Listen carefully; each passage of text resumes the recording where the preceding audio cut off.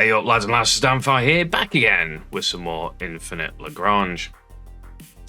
Today, got something for you that you might actually want to watch. I have an updated IO guide. I managed to get my ult into a server, and my ult's not very well built, or doesn't have that many ships, but thankfully it has the IO and its variant, so I actually managed to test them. I didn't test the siege, mostly because I don't think the siege actually really is going to change all that much. It's going to be better than it was before, but the build ain't going to change. You just got to go into all its siege damage and cooldowns, and then you're basically done with the strategy. So yeah. Whereas for the anti-ship and the ion, because of the increased damage frequency and the likes, you actually want to change from running higher on the cooldown more into its damage. You'll see in a second when we play around with them anyway. So the IO after its buff is flat out the highest damaging cruiser in the game now. If you can keep them alive, they still have the problem being front row ships. The Connemara Chaos, the plasma type, also is up there as well, obviously, but that's thanks for rear row and the same sort of dodge rate that you get on the Connie. So, sorry, on the IO. So it's got the the ability to sort of stand and fight quite a bit longer because it isn't going to get blasted off the face of the universe by CTGs or something of that nature. That's just going to blanket the front row with a lot of laser fire. So it still puts the IO in probably top spot of the meta at the current moment. It seems that the meta has gone quite cruiser heavy. If you can afford it, obviously tech points and cruisers are a lot more limited than they are on frigates and destroyers, and within a year and a half, 2 years, you mostly have frigates with maxed out, all of them, even free to play quite easily.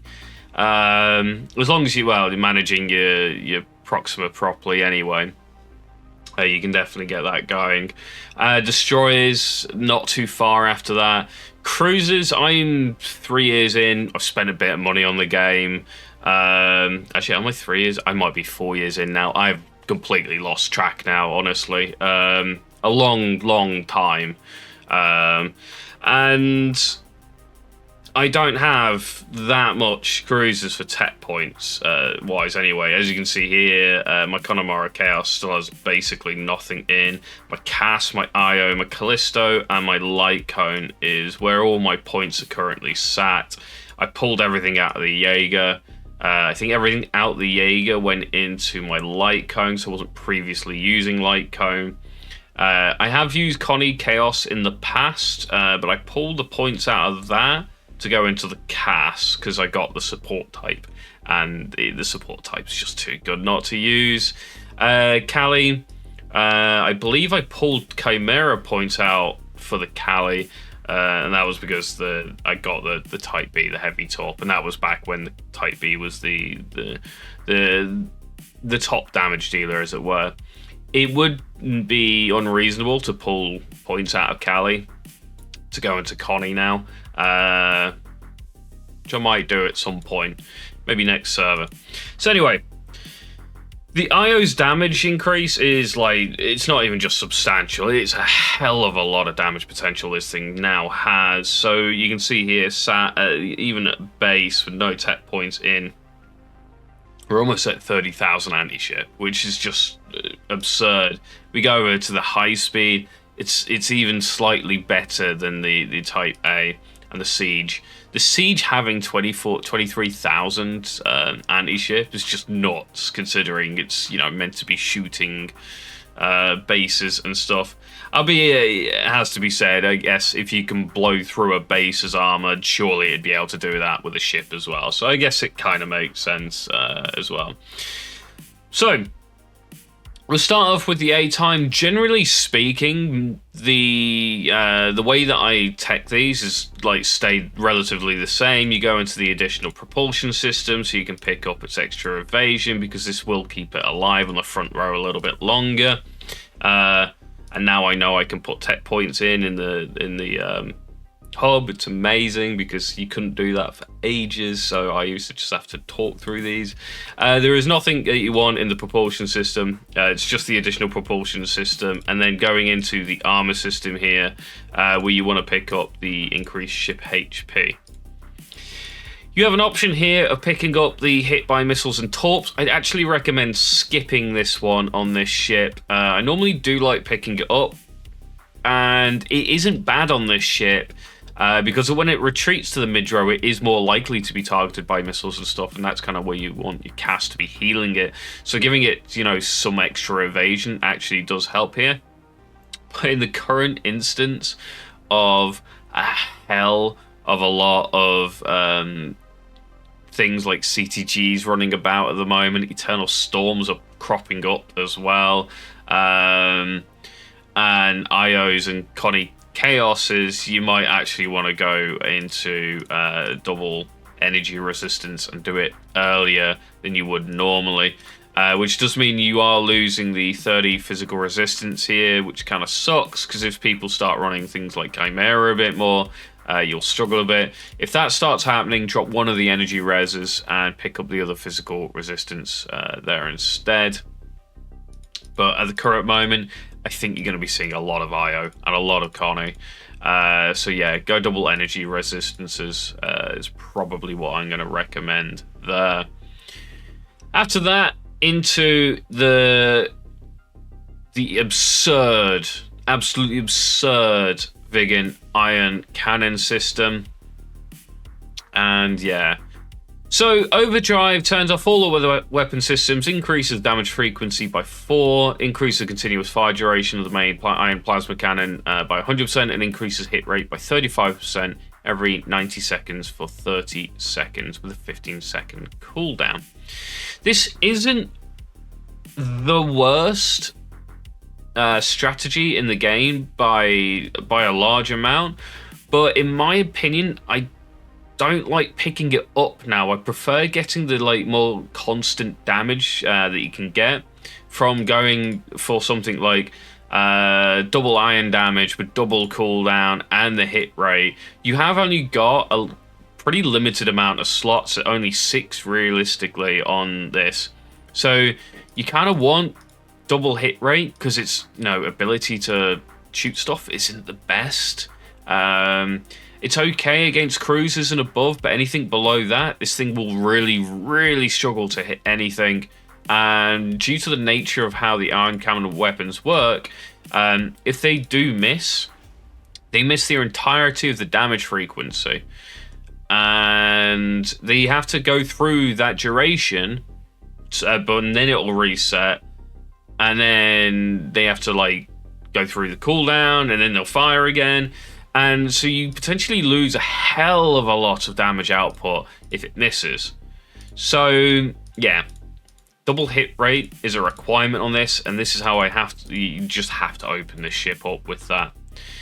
As for the increased damage, I like picking up one of the cooldowns because it brings the cooldown down quite nicely now. We can see here, system enhancement charging device, we get a minus 1.5 seconds. You can actually bring up both of the cooldowns now, and you'll see that we'll have a cooldown reduction of 3 seconds. So you're now firing at a 7-second cooldown, which is actually really good, because if it does miss, you want to get it back firing again as fast as possible. You can skip the overdrive and go double damage, like I mentioned. If you really want the overdrive, because it gives hit rate within itself, I would recommend dropping the hit rate against cruisers and higher class ships here. And this will allow you to pick up the overdrive. It will increase your burst potential within a shorter duration fight, but in a longer duration fight, the sustain of having double damage with double hit rate and double cooldown will give you more damage output. And that's why I like to build it this way personally now. I did used to run the strategy a lot more frequently. As you can see, we get up a nice tasty 720 damage per hit. I haven't actually unlocked I can unlock this, so I'm going to be using it. And now we're up to 750 per hit, because why not? And that's 750 times the damage frequency, so that's going to be 750 times 6, which, yeah, it's a lot of damage in a very short amount of time as well. The Io is a very, very bursty ship now, which I am absolutely all for. And if all these things target the same spear or something, you just kind of watch it absolutely die horrendously fast. As I found out in testing, by God, these things can hit stuff like spears so friggin' hard. They don't know what day of the week it is. After the vegan ion cannon, running into its anti-ship missile system is my recommendation here. This is where you get a little bit of usage out of its ability to shoot smaller targets, so I do recommend grabbing both the hit rates against frigates, destroyers. You will get more from its cooldown here as well, because the cooldown at base is 13 seconds, I believe. Oh, it's longer than that. It's 20 seconds, sorry. It was 13 on the anti-ship, isn't it? So yeah, you're down like 3 seconds just from that, which is actually quite nice. And then picking up one of the damages at the end as well brings you to, you're only getting 10 extra damage for those damage increases. It's not too big of a deal in my opinion. And yeah, you can already see we're up to 4.1 thousand damage DPM at the moment, which is just... it's absurd. It's not be right. Like, it's actually absurd. Going into its final weapon system, which is the anti, picking up the hit rate again. Double cooldown is what I recommend here. It's a low damage weapon. You're not going to get much from its increased damage here, so I actually pick up the lock-on efficiency as I like to, and then you pick up the last damage for your last slot. And it's not a terrible. We tried. I want to get into a system where you can move the ship and move this back into like mid-row and put it with Io with the Type B and see what the anti-air is like, because the potential anti-air ship on the anti-ship type could be quite funny if the missiles could actually target the ships. After that, cruising speed and 1 warp speed is what I like to put on it. It's up to you really though, and there you go. There is a maxed out Io. Don't usually run these colours, but I thought I'd have a bit of a change here. I am running... No, I'm not running any colours on the... Oh yeah, did they get removed? I normally run the blue or something on them. Quite like it in the blue. Anyway, that is the Ion anti-ship, anti-cannon type. It's got silly amounts of damage. It's got reasonable amount of tank. You got 30% energy resistance, which is actually pretty good, especially with the meta probably shifting towards everybody running IO. You're going to want that. It's still got, decent speeds as well. Like, the cruising speed at base is good. 650, yeah, it's good. It's a quick little cruiser. I say little, it's not super tanky, but with its evasion, you've got a base 15% evasion. You're adding, an extra 16%, bringing it up to 31% there. It's good. It could do with a little bit more evasion maybe to make it like super tanky, but otherwise, completely fine. And yeah, so the IO A-type, pretty much usable in any of the fleets at the moment. Hybrid fleet where you run a mix of cruiser, frig, destroyer, and some aircraft. I run the anti-ship type in that previously. That's because to count the swarm. So it doesn't make too much a difference for me to just like switch those out to the A-type. The super heavy fleet where you'd used to run spear and the like, they sometimes ran with a damage cruiser. You probably wouldn't want to run the IO in that, but you could run the IO in that. In my opinion, you're probably better off running the Conic Chaos in that, the plasma type, but we'll see. And yeah, so really, really strong ion cannon type, absolute beast.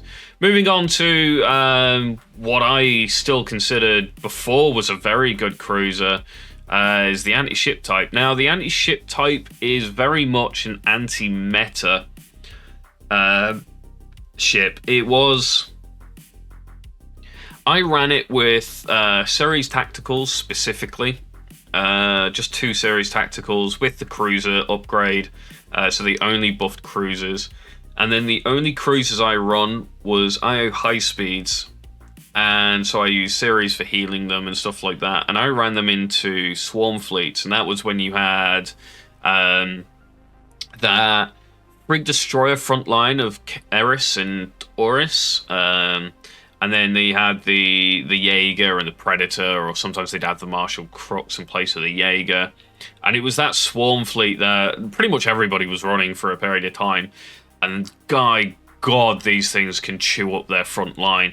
And if you can chew up the front line, they just don't stand a chance, because all of your damage, if you're that sort of front damage, like you everything's direct damage, you're aiming for that front row, and you've just wiped the front row because you got these things, their cruisers and stuff that are back row, their carriers, are going to take some serious hurt very, very quickly.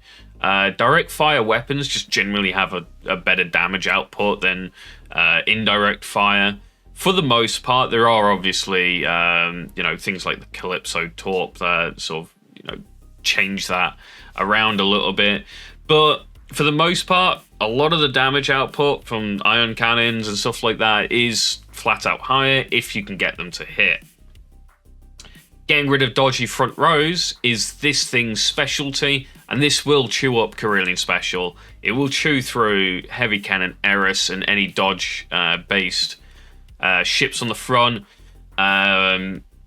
Even, the Aldabra, which is very tanky and still worthwhile running now because it's sort of on par with the Taurus in terms of CP cost to tank, as we've seen and tested a little bit now.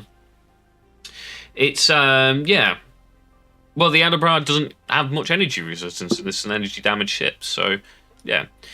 The base of the IOA, the upgrade path, is basically the same for the B. You're going to go into additional propulsion system, you're going to pick up its 2 evasion, ship evasion, you're going to go into its armor system, you're going to pick up double HP, and I'm going to pick up double the energy resistances because of the current meta at the moment. But physical resistance and energy resistance could be an option there, and including the use of the short-range coating is also a possibility there if you're running something where you might want it to retreat to mid-row to get healed, and then you want that dodge rate to stop missiles hitting it in the mid-row. After you've done all that, going into the Vigan ion cannon system here. Now, this is the one where you absolutely want the focused attacks. Sinks all weapons in the system to prioritize attacks against frigates and destroyers, activates a maneuvering mode, and increases hit rate by 40% and evasion by 20% every 30 seconds for 15 seconds. That evasion can be buffed up for an extra 10%. You're now a 51-52% dodge rate cruiser when you're fighting against frigates and destroyers. And they are still a prevalent thing within the meta. We are seeing a shift to heavier fleets, cruiser heavy fleets, so it might not be around forever, but yeah. At the current moment, absolutely pick up the strategy. I actually try and pick it up first, but I have got the tech points to do that. If you do not have the tech points first, picking up the double hit rate first, in my opinion, is the way to go. And then, interestingly, with this ship, only picking up one of the cooldowns, and that's due to the fact that the cooldown's actually 1 second at base, so you're not actually getting much, and it rounds down. So you can see it's saying we're only getting a minus 0.1, but we got a 0.8. It rounds down for whatever reason, and you actually get less from the second cooldown than you would if you went double damage, which we pick up here. Now, double damage doesn't give you all that much because, again, you're only getting 340 base damage there. We're getting 13 from the from this enhancement, the power arrays. Sorry, 17 from the power raise, and we're getting 34 extra damage from both of these. But you will genuinely get less damage because it only brings the cooldown down to 0.7 instead of 0.8, which you get off the first one for whatever reason. But it's probably because it rounds.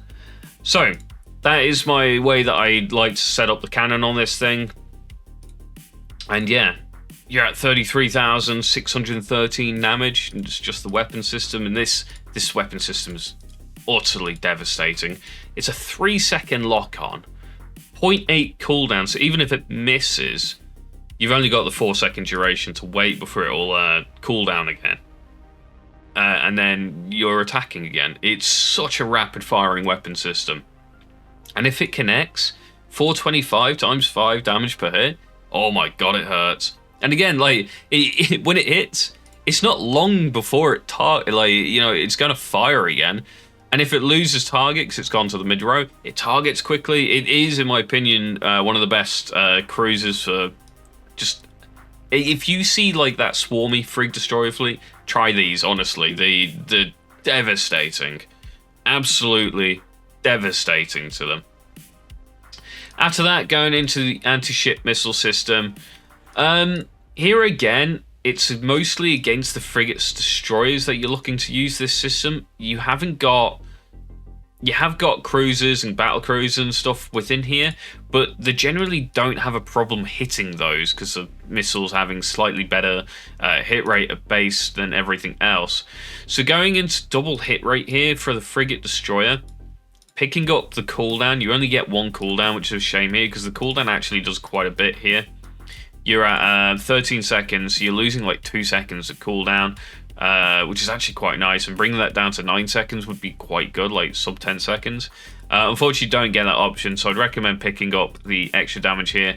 If you are inclined, pick up the one with the warhead modification to get even more damage output out. They do hit reasonably well at 350 damage per missile, so it's not a terrible idea.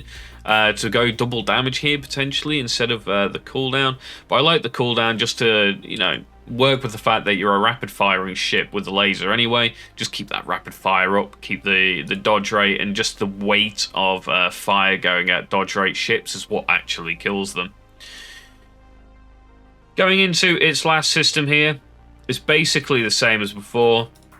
Cooldown, hit rate, double cooldown, and grabbing the lock-on efficiency before picking up the last cannon damage is what I like to go. And that is pretty much all you're going to get from it. It's not particularly great.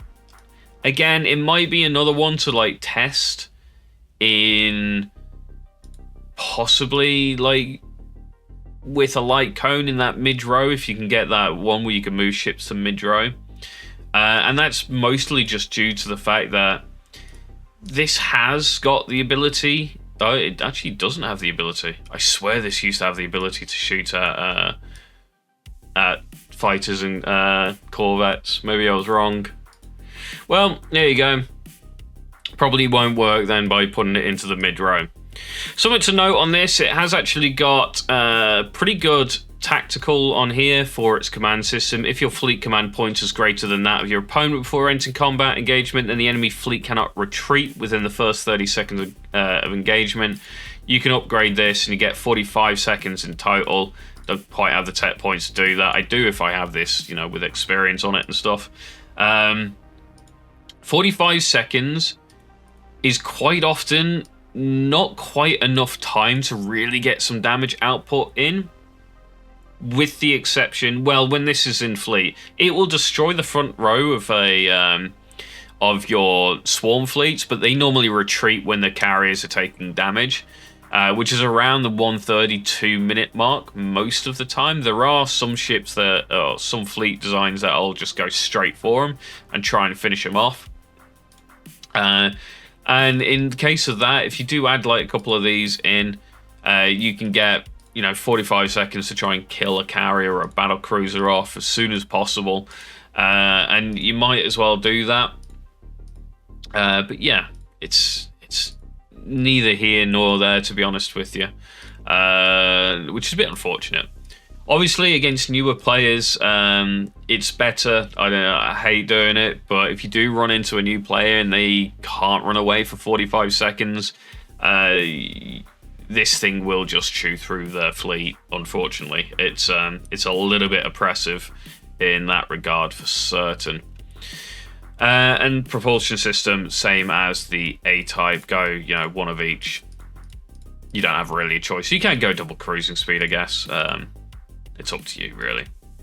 Doesn't really matter anymore. Not that much, anyway. The warp speed, it does sort of matter, but it's not that much of a big deal. The warp speed for the fleet is the average of the entire fleet. So you can do things like put FG-300s, for example, into solar whale fleets to make them warp faster. Yeah, there's some tricks and stuff you can still do, but generally speaking, I don't pay too much attention to those anymore. They're a bit more hassle than they're worth most of the time. Over onto the C-type. Now, the upgrade path for this one is different for me, and that's mostly due to the fact that I only ever use these to attack things like amps and stuff, which is why I go into the propulsion system and I do pick up the double cruising speed first. The reason for that is just to get the cruising speed up a little bit, the base level, so if I do get attacked by something or something's trying to attack me, I can try and get to that top speed and run away from them faster. That's relatively important nowadays, but at the same time, it's not massively important. After that, going to its armor system, and this is where you pick up double HP, and you do pick up the physical resistances, and that's due to the fact that physical resistances are good against cannons and physical damage, and bases and the likes only ever deal physical damage. So bases, amps, outposts, that's all they do. So just reduce the damage income from them. Pretty simple, really. After that, your choice. It doesn't really even matter. You can ignore it. Dodge rate as well. You can pick up later on or you can pick up now. It's not going to matter too much. Going into its main weapon system, though, absolutely pick up the sustained damage output.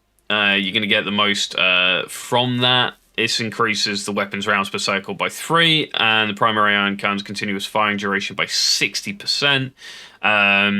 This is just giving you a massive, damage potential here when the enemy is a base or an outpost or anything of that nature. This will trigger, and you'll get loads and loads and loads of damage. After that, I pick up the double siege damage. I do pick that up before cooldown. Cooldown is pretty good here, but I prefer grabbing the siege first and then going double cooldown. Don't worry about hit rate. Generally speaking, don't have too much of an issue with hit rate against cities and the likes. You can pick it up, but I found that the damage increase from it was generally less than just going for an extra damage here. And because that damage will actually increase the siege damage at the same time. So yeah. It's worth doing that in my opinion. And then you siege. Look at the siege damage there. It's so bad. I can't believe they buffed this thing as well. Like, why? It was like 8 of these in sub 1 minute can kill an amp. I don't even want to know what it can do now. Like, you could probably kill one of those heavy amps or outposts in friggin' under a minute instead. After that, missile system. In the case of this, double missile torp damage is where I go. And then a cooldown. Again, I'm only using this for siege, so I don't really care about the hit rate. And then I go into its defensive battery, and I completely ignore it because I don't care. And this is kind of how I set it up. It's like, hang on, I will just put the points into it. You go into its armor system, enhance the HP, grab the physical resistance, and then finish off the additional with the ship evasion here. And that's it. That's all the tech points I put into this ship. I don't put any more tech points into this when I'm using the siege type. This is all it needs to absolutely and utterly murderize amps, outposts, bases. I've used these in cities just to get the top spot, to be facetious, because I could. Literally, I just had them parked there, and as soon as all the fleets got killed off, I just flew them into the city, and I did some silly 3-4 million damage. Like, yeah, I've only done that once though, because I just thought it'd be funny to do, and yeah, people weren't particularly happy with me when I did that. I just left this fleet on the side, waiting for them to kill everything, and just flew eight of these. That's all it was. 8 of these. I did more damage than everybody else. And this was back before they changed it. Before, you know, doing damage to fleets actually counted to something. Because they didn't used to. It was just the damage on the city itself back then. It was like really early gunboat days. Jeez. Anyway. That is the IO Siege Cannon. It does its job. I mean, what can I say? Like, you don't run this in a fleet. Run it by itself, or run it maybe with a couple of healers or something, just to keep its health at the top so you can hit multiple targets. Find a sneaky way in so you can, like, sneak it into the back row of the enemy where they're not going to see it or expect it. Just start dealing eco damage after eco damage to them until they start swearing at you in messages constantly.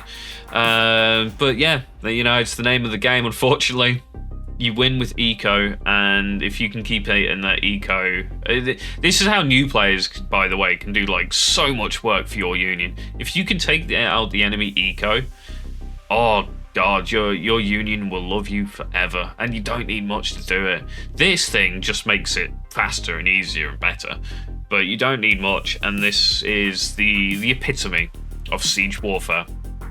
At the end of the day, this is the top dog in siege, and you should look no further than this.